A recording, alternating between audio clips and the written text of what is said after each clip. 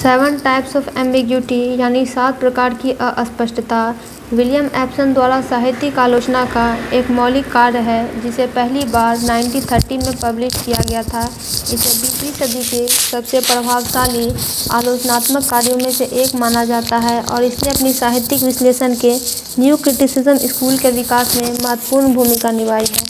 Epson की पुस्तक साहित्य में अस्पष्टता की अवधारणा की खोज करती है, जिसमें अस्पष्टता के 7 अलग अलग प्रकार प्रस्तुत किए गए हैं जिन्हें उन्होंने कविता और अन्य साहित्यिक कार्यों में पहचाना है। यहाँ 7 प्रकारों का विवरण दिया गया है, जिसमें पहला है रूपक। जब 2 चीज़ों को एक जैसा कहा जाता है जिनके गुण अलग अलग होते हैं। इस प्रकार की अस्पष्टता में एक साथ 2 अलग अलग रूपकों का उपयोग करना शामिल है। दूसरा है उपमा।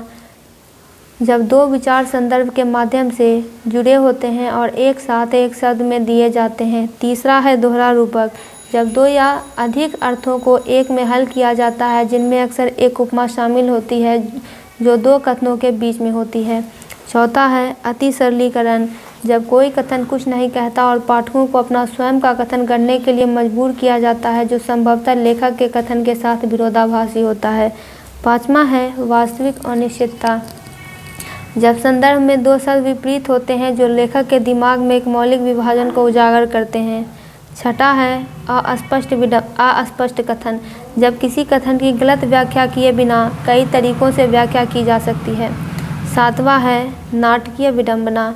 जब दर्शकों को कुछ ऐसा पता होता है जो पात्रों को नहीं पता होता, तो अर्थ की एक परत बनती है जिसे पाठक तो समझ लेता है